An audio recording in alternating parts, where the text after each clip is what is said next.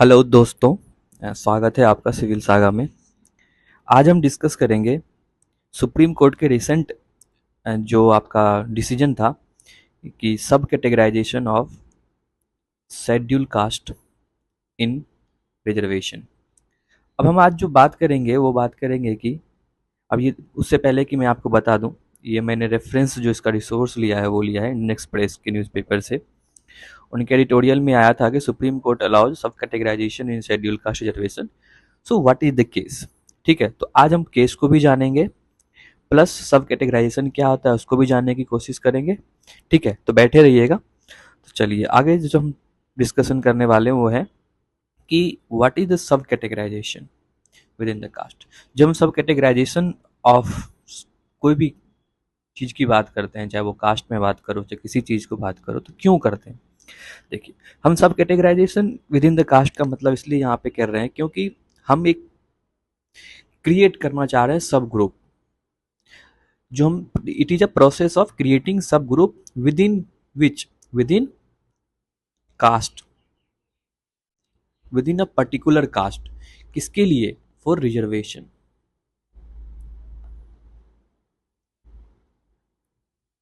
और रिजर्वेशन जिसको हम क्या बोलते हैं, अफर्मेटिव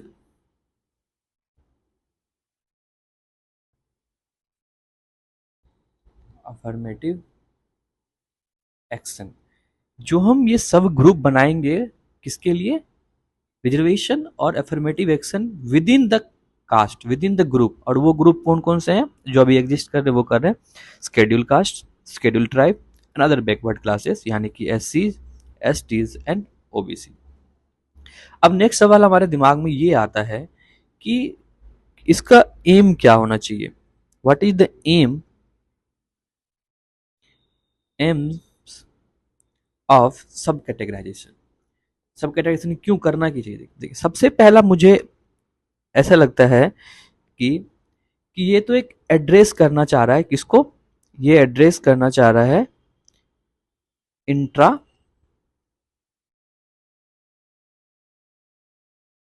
कैटेगरी इनइक्वालिटीज। इनका मतलब ये हुआ कि इंट्रा कैटेगरी इनइक्वालिटीज का मतलब यहां पर ये है। देखिए, अब देखो, जैसे कि शेड्यूल कास्ट है, इसके अंदर भी बहुत सारे कास्ट हैं, तो उनके अंदर जो इनइक्वालिटीज है उनको क्या कर रहे हैं? एड्रेस करना चाह रहे हैं बाय मेकिंग अ सब group with in the communities और कैटेगरीज। दूसरा दूसरा रीजन ये है कि by creating subgroup they want to ensure a more equitable distribution of more equitable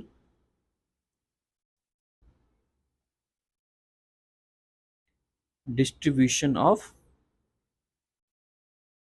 benefit as well as opportunity।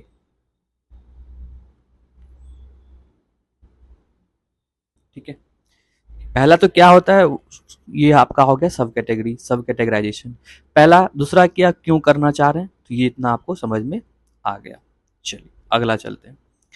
दूसरा सवाल ये उठता है कि क्या लीगलिटी है, क्या हिस्ट्री है, क्या कॉन्स्टिट्यूशनलिटी है sub categorisation within the caste. अब देखिए, इससे पहले कि मैं आपको ये दोनों केस के बारे में बताऊं, मैं आपको कहना चाहूंगा, यदि आप लास्ट के 2 डिकेड्स को देखो, ठीक है, लास्ट के 2 डिकेड्स यदि हम देखेंगे, चाहे वो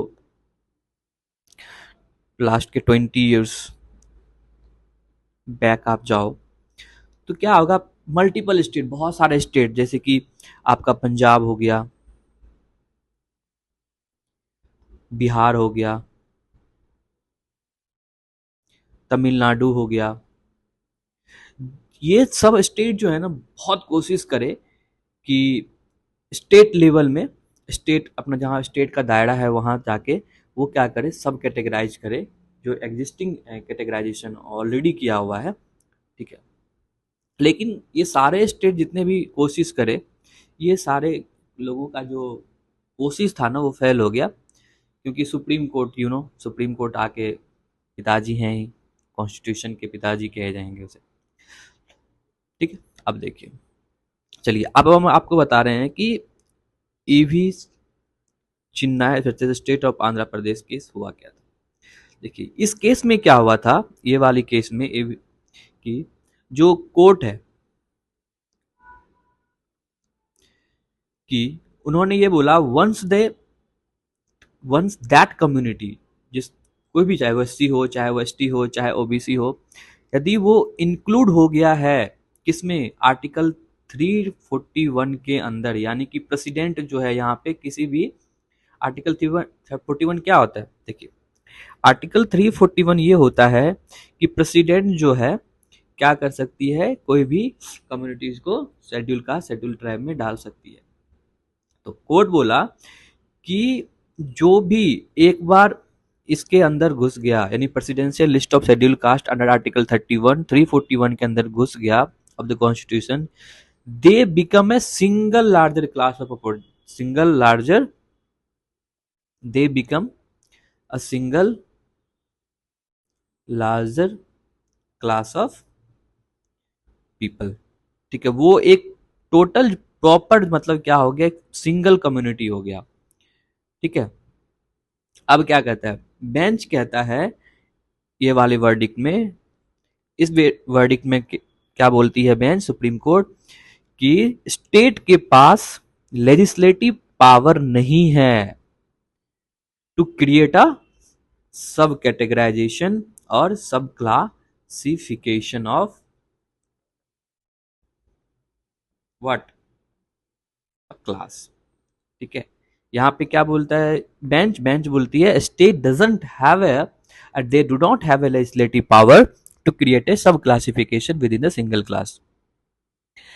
और दूसरा ये बोलता है यदि स्टेट ऐसा करता है तो that will be the violation of, that will be the violation of right to equality. ठीक है, right to equality is a fundamental right. Constitution ये कहता है आर्टिकल 341 के अंदर, that and constitution also provided that the these list, जो भी sub categorisation होगा, has only be made by the parliament and that to be notified by the president. ठीक है, इतना समझ आ गया। अब दूसरा वर्डिक्ट में चलते हैं, दविंदर सिंह केस। अब दविंदर सिंह केस 2020 और ये 2004, इसमें क्या हुआ था देखो, सॉरी, दविंदर सिंह केस के बारे में चर्चा कर। देखिए दविंदर सिंह केस में क्या हुआ था, दविंदर सिंह केस में 5 जज बेंच अनएनिमसली रूल दैट सब कैटेगराइजेशन इज कॉन्स्टिट्यूशनली वैलिड। इसमें क्या बोला था, जो चिन्नवय में बोला गया था कि नहीं कर सकते हैं, दविंदर सिंह केस में बोला गया था कि जो सब कैटेगराइजेशन और सब क्लासिफिकेशन होगा वो कॉन्स्टिट्यूशनली क्या है, वैलिड है। And suggested a larger bench rule of the matter, उसने बोला कि लार्ज बेंच होना चाहिए इस मैटर को सॉल्व करने के लिए। फिर वो क्या हुआ, वो मैटर जो है रेफर्ड किया गया 7 जज बेंच जो अभी हुआ है। अब देखिए 7 जज बेंच में क्या हुआ उसको हम जानने की कोशिश करेंगे। ठीक है, अगला अब है कि हमने देख लिया क्यों सब क्लासिफिकेशन क्या होता है, क्यों चाहिए, क्या क्या केसेस रिलेटेड हैं।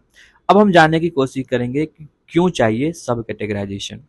पहला, सब कैटेगराइजेशन इसलिए चाहिए क्योंकि it may address in equalities among schedule caste communities, address करेगा इन इक्वालिटीज। अब क्या है ना कि विद इन सपोज एक शेड्यूल कास्ट को ले लो, ठीक है, शेड्यूल कास्ट को ले लेते हैं, इस शेड्यूल कास्ट के अंदर ही जो है क्या है, इन इक्वालिटीज है।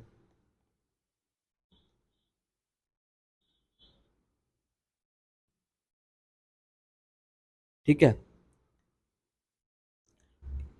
तो वो चीजों को, उस इनइक्वालिटीज को कम करने के लिए क्या किया जाएगा, सब कैटेगराइजेशन का सब कैटेगराइजेशन क्रिएट किया जाएगा। दूसरा, dis disproportionate share in opportunity, ठीक है, उसको सॉल्व करने के लिए देखो, अब क्या है कि जैसे कि चाहे वो एम्प्लॉयमेंट हो गया हो, ठीक है, चाहे एम्प्लॉयमेंट हो, चाहे एडुकेशन हो, ठीक है, चाहे किसी भी चीज में हो, ठीक है, जॉब में हो या हो, ठीक है, इसमें क्या है कि एक पर्टिकुलर कास्ट जो है, पर्टिकुलर ग्रुप ऑफ पीपल जो है, उनको फायदा मिल रहा है। जब सब कैटेगराइजेशन हो जाएगा तो उनको एक पर्टिकुलर फोकस किया जाएगा उस कास्ट को, तो वो क्या करेगा, ये अपॉर्चुनिटी उनको मिलेगा अपलिफ्टमेंट करने के लिए, कैपेबल बनने के लिए। तीसरा, overcoming hierarchy with in the schedule cast.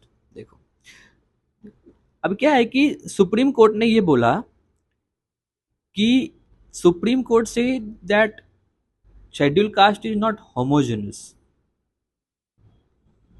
Is not homogeneous. किसमें बोला था, वो वाला चिन्नवा केस में।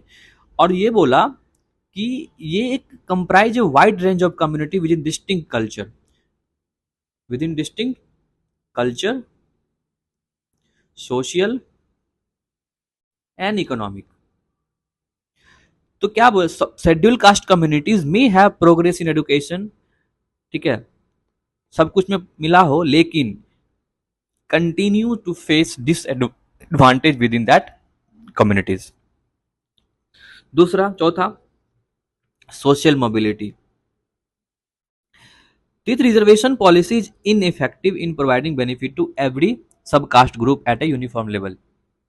देखिए, पूरा शेड्यूल कास्ट एक क्या है, पूरा एक कम्युनिटी है, तो ये पूरा कम्युनिटी को मिलता है, लेकिन विद इन द कम्युनिटी में भी क्या ऐसे हैं जिनको क्या है, सोशली मोबिलिटी, सोशल मोबाइल नहीं हुए हैं, तो उनको क्या करेगा, सोशल मोबिलिटी का काम एंड इंश्योर सोशल जस्टिस। देखो, सोशल जस्टिस का मतलब ये होता है कि जो भी हिस्टोरिकली मार्जिनलाइज्ड कम्युनिटी है, उनको एक फेयर एंड जस्ट ट्रीटमेंट मिले, ठीक है, उनको क्या बोलते हैं, फेयर। सोशल जस्टिस का मतलब होता है फेयर एंड जस्ट, ठीक है, तो ये होना चाहिए। अगला, क्या क्या चैलेंजेज हैं जब सब कैटेगराइजेशन ऑफ कास्ट हम करेंगे। पहला है कि may not address the problem of inequality within the schedule caste group. कैसे, देखो, एज पर दी नेशनल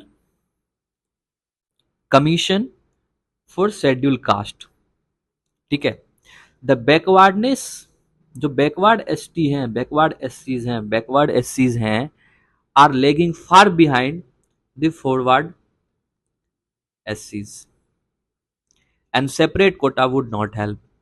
अब क्या है कि national commission for schedule caste and schedule tribe जो एग्जिस्टिंग स्कीम है, government benefit should first reach this section before any सब categorisation. क्या कहना चाह रहे, देखो, सब कैटेगराइजेशन करने से पहले आप जितने भी इन स्कीम्स हैं, ठीक है, पॉलिसीज हैं गवर्नमेंट के, और चाहे वो national commission for schedule cast के हो या शेड्यूल ट्राइब के, उनको पहले जो है बेनिफिट मिलना चाहिए, कौन से क्लास को, बैकवर्ड क्लास जो with in the schedule caste है। दूसरा, इश्यूज ऑफ फेडरलिज्म। देखिए कैसे, आर्टिकल 341 में क्या कहा गया, आर्टिकल 341 में ये बोला गया कि प्रेसिडेंट जो है वो क्या करेगा, चूज करता है कि किनको सब शेड्यूल कास्ट में रखना है, शेड्यूल ट्राइब में रखना है, ठीक है। तो state didn't have the power to unilaterally sub categorize communities in the list of schedule caste. तो ये जो प्रोवाइडेड किया गया इंडियन कॉन्स्टिट्यूशन में, ये प्रोवाइड किया गया है कि दिज लिस्ट, यानी कि जो सब कैटेगराइजेशन होगा, these list can only be made by parliament and that to be notified by the president, that to be notified by the president. Identification and criteria, देखो, determining the criteria, हम कैसे determine कराएंगे criteria, जब हम सब classification करेंगे तो कैसे करेंगे, ठीक है।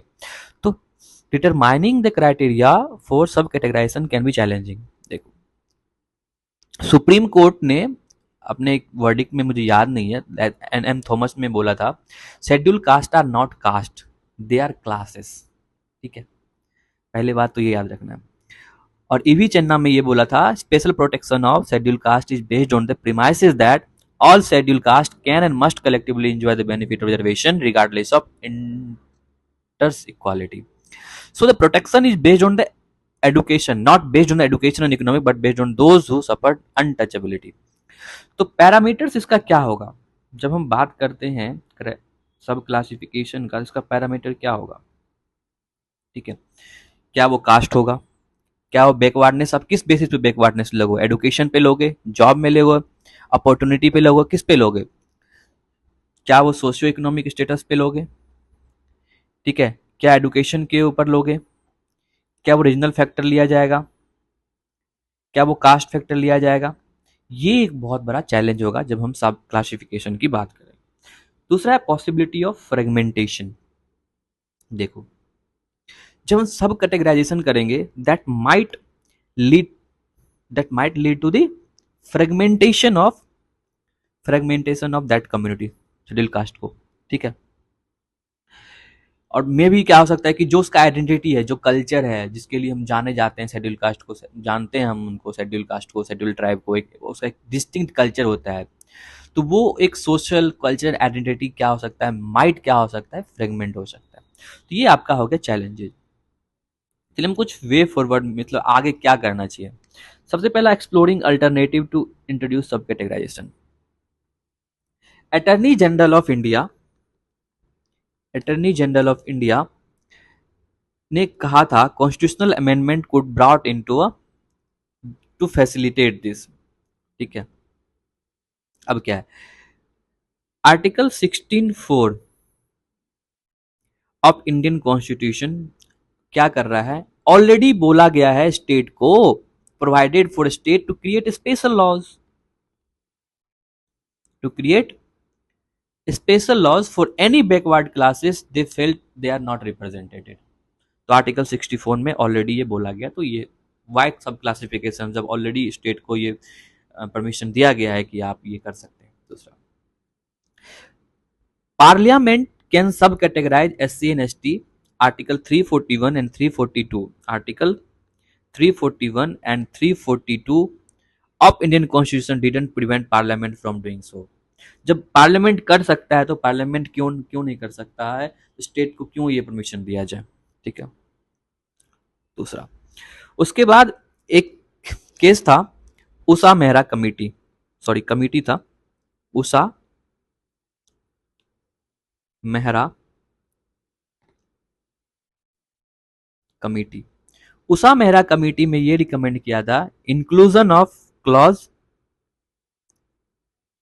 3 in article 341 that through a constitutional amendment, जिसमें कि इसमें इंपावर किया गया था, इसको empowering the state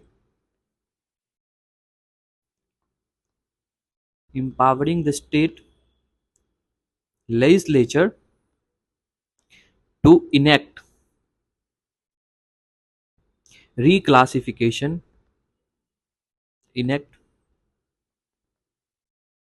reclassification of SC subject to presidential confirmation,